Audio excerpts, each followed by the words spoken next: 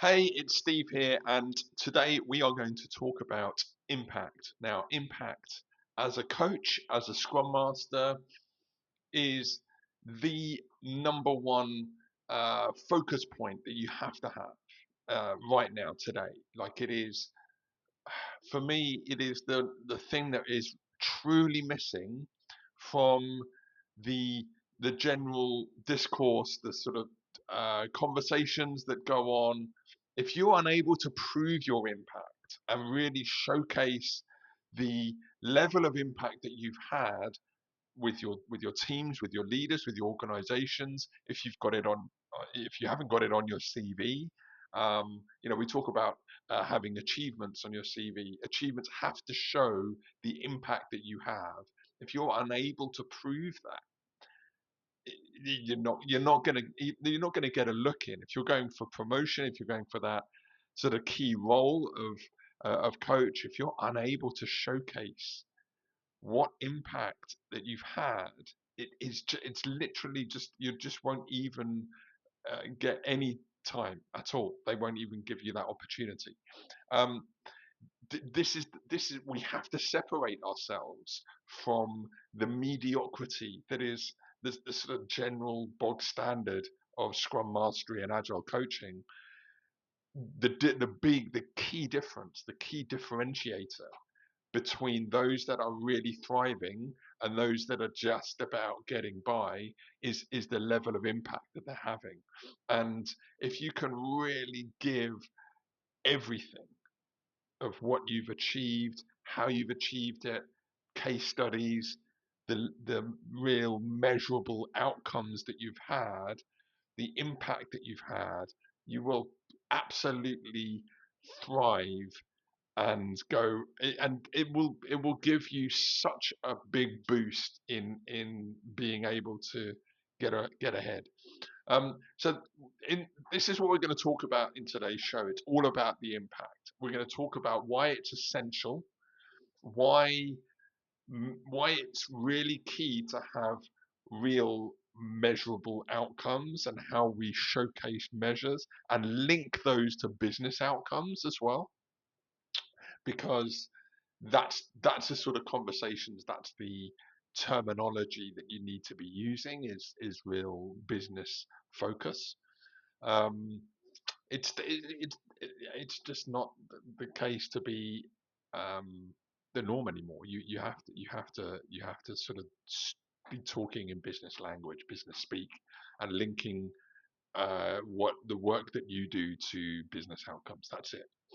So we're going to talk about that, and but first of all, let's talk about what do we mean by impact. What are we talking about when we talk about impact? What is it? What is it? So for me, fundamentally, it's not just having success in terms of delivering value. That's great, but it's how what change have you evoked? What mindset have you changed? Um, how have the work that you have done enabled greater things in the organization?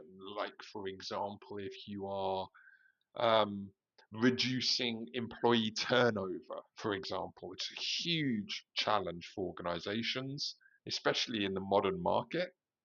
People become burnt out, they lose interest, um, they get um, stressed and overworked, and they end up leaving.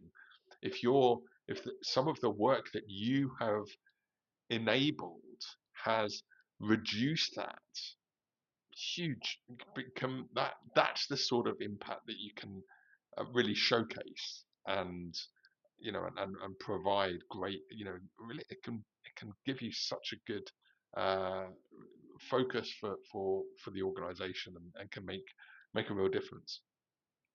So it's so when we talk about impact, it's like level of influence that you're able to have. It's the level of authority that you are able to have. It's um, changing the mindset towards focusing on the customer and being customer centric. It's um, being able to enable a change, a transformation. It's being able to sort of move from one way of working to another, maybe even changing culture um, and and enhancing the workplace, will be helping it to become a much better place to work. Um, if you're spending your time just going through the motions and not really focusing or working with leadership and helping them to uncover these kind of things and really focus on these kind of things, then you will just generally be overlooked, right?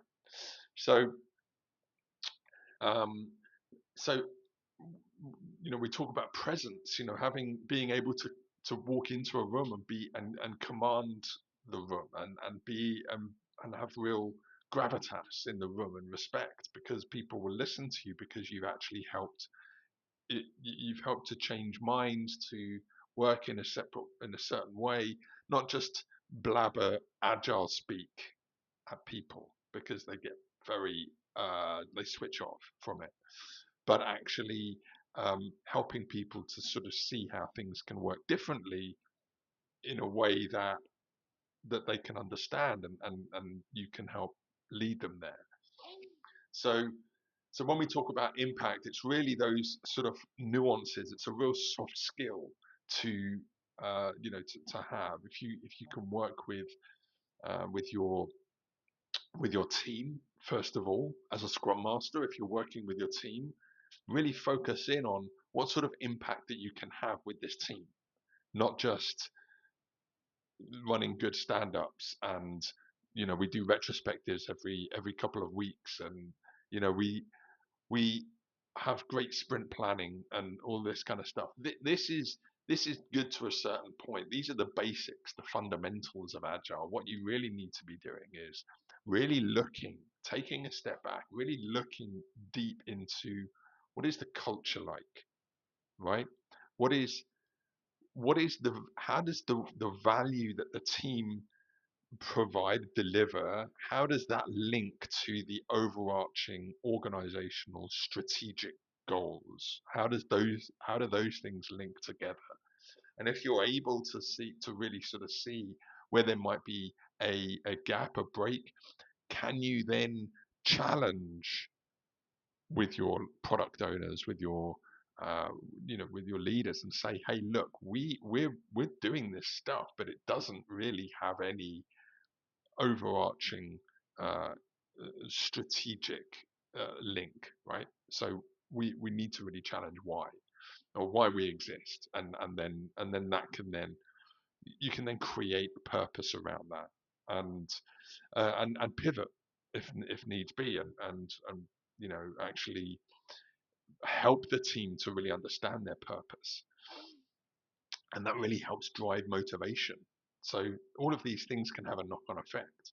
So if you were there and able to speak with your team, if they're finding if there's a problem with motivation, with morale, what sort of things can you do to help build that? And fundamentally, it comes back to purpose. It comes back to autonomy. It comes back to mastery, right? To quote Daniel Pink's book, Drive, amazing book, will give you so much of an understanding of how to motivate people, how people are motivated, and teams are motivated. And if you're able to start working at that kind of deeper level with your team, and really help them to help build that motivation, build that morale, and that togetherness, have real purpose and drive. You know, that's the sort of key, right? That's the sort of starting point. Not just going through the motions and working at that kind of thin layer of Scrum Mastery, where you're making sure that they're doing retrospectives every couple of weeks, and that that they're using the Jira board and that everybody's working through the Jira tickets and in the way that we're set up. It's deeper. It's much deeper than that. It's huge. It's really deep level skills that you need to be working at. And if you're struggling with that kind of level, then seek out guidance and learning on how to really get into that deeper level, and then you can start moving into more of a coach like um, role and position. But it has to start at the team. Hey, you need to start at the team level.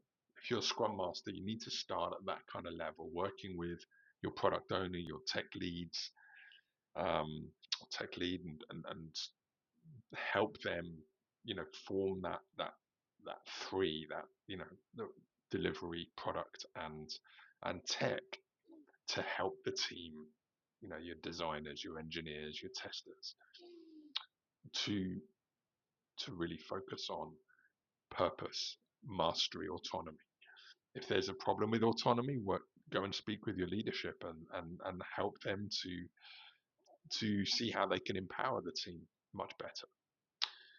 And so, that's the sort of level to start with, and really kind of focus in on, what's preventing them from building up motivation and morale. Look at stats, look at the sickness, and question the team. What's the working hours for the team?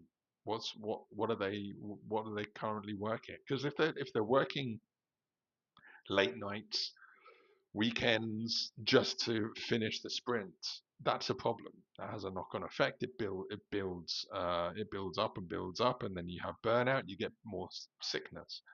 What's the turnover like in terms of employee, the team members leaving and coming and going? What is the what is how is the team structured? Is it a continuous team, like a value stream type team, or a product team where you're continuously evolving the backlog, or is it a project team where there's a start and finish and you have team members coming and going all the time? It's really disruptive.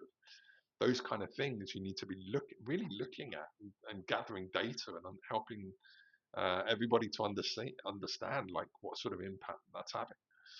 Um, so yeah, so that's what we really mean um, by impact, is focusing in on those kind of things, and then bringing your knowledge, your skills to make improvements around that.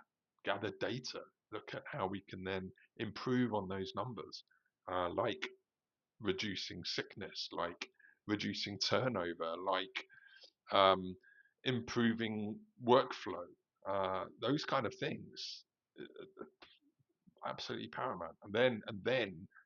Um, and then actually then start to integrate with your leaders, with your other teams, and start vocalizing exactly what sort of impact that you are having, because word will spread, right? You will start to be heard if you're making vast improvements, not just in retrospectives and improvements of the team functions and that kind of stuff, but you're actually evoking some real change and helping the team along, then people start to see that kind of stuff. They start to listen and hear out for it, and don't be afraid. Some For me, I used to be really bad at vocalizing this kind of stuff, and actually, I realized that the more you can vocalize it, the more you start to build opportunities for yourself in other areas and growing your career. That's exactly how I really started to elevate myself into more senior roles, because I was really vocalizing on uh, how much impact I was having with the teams, and that sort of thing is golden. Um, so let's get into the measures of it, and how you might measure uh, impact, right? So impact is I break it down into the things like employee turnover, sickness levels, um, but also if you can change, doing some test and learn process improvements or behavioral improvements, and figure out, work with the people that you're helping, you're coaching, figure out what the data is like now, and those are the sorts of things to focus on in terms of improving, making a real difference in and actually moving the needle, and that kind of stuff. um and then you've got some real tangible evidence, you know on your CV. Let's say, for example, you're going for a new role, or you're in between roles now. On your CV, it shouldn't be the team measures. It should be your measures. It should be the measures that you have had. It's the impact that you have had with the team, with other teams. If you've changed mindsets, if you've effective behaviors, if you've helped the team to change its ways, and for the good, and actually become a lot more of an agile force. How is that? How are you measuring that, and making it really clear on the CV? Because it will literally jump out. If you're going for promotion, the same thing. Being really clear on the impact level and the measures that you're having. So it's it's basically, there is no there's no getting away from it. You have to make it absolutely crystal clear on how you, as a Scrum Master, as a coach, the level of impact that you can have is, it's basically a non-negotiable right now. Okay, more than it's ever been. Like, the golden era of just walking into new contracts and basically coasting along, it's just gone. Like, it's such a cutthroat industry now that you need to elevate yourself above all the rest, so that you can actually really stand out and showcase and tell a story. Two types of story: anecdotal and tangible, right? Providing anecdotal evidence. This was the problem, right? We had a huge staff sickness in our company, in our teams, huge sickness. People were leaving. The culture was really toxic. It was real blame culture. I came in, right, and I did these three things. First of all, I I spent some time with the product owners, and I helped train them to build their competency in product ownership. I worked with the engineers, and I helped create a sustainable way of working.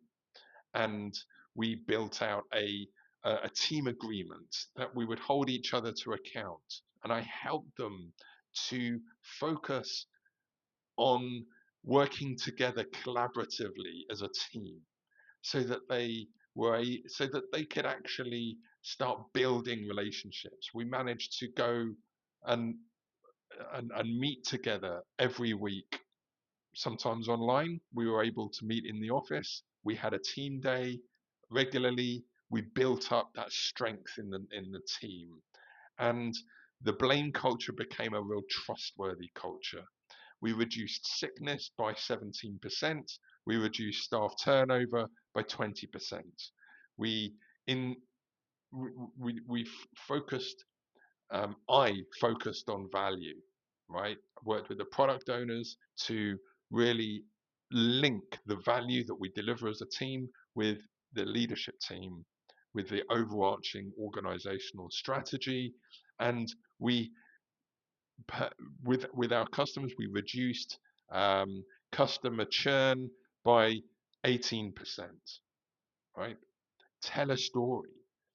As a result, the organization, the team within the organization, absolutely flourished, and it sustained a position of high performance for 18 months. The organization saw record profits, that kind of thing. Linking what you do to the overarching organizational strategy. If you can tell a story like that, it's unbelievably powerful. And you have to say it in the first person. I did this. This was the problem. This was the context around that problem. This was the why, the deeper rooted issues around the problem. This is some of the initiatives that I introduced and I supported all the way through. These were the measures that we were measuring against. This was the results. This was the outcome. And this was the general feedback. Maybe if you can get some quotes from one or two individuals, it's so powerful. But you have to have those kind of conversations. You have to have that really clearly written, like a case study. Problem, context, uh, measures, outcomes. Those four things, and you'll be able to really stand out. So as I say, it's really essential. I've developed a framework around impact. I is for influence. It's being able to influence others. It's being able to work with others to understand their context, their challenges, and be able to influence the behavior or their mindset um, through experience, through your knowledge, working together and just seeing how you can break down those barriers. M is for mastery. It's focusing in on your own level of mastery and being able to develop skills, soft skills, the real, not just your agile powers, but your soft human skills, right? Your people skills, being able to develop those. Um, P is for presence, being able to walk into the room and be able to have real gravitas because of the work that you do. People really listen, and you work in such a way that doesn't antagonize people and push people away. There's a real uh, there's a real challenge with resistance. If you are a more traditional purist agile coach or scrum master and you are pushing against resistance, it's just going to get people's um, you're just going to end up pushing people away.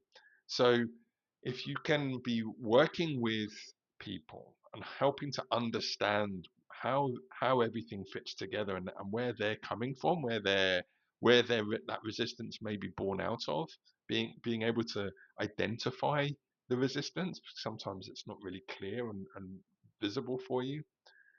If you can start to break those kind of walls down and work with them and help solve some of their problems for them and really showcase some of the impact that you're having, your presence will rise. People will start to notice, and then you will have much greater presence in the room because you're doing some good things and it's being noted, it's being seen.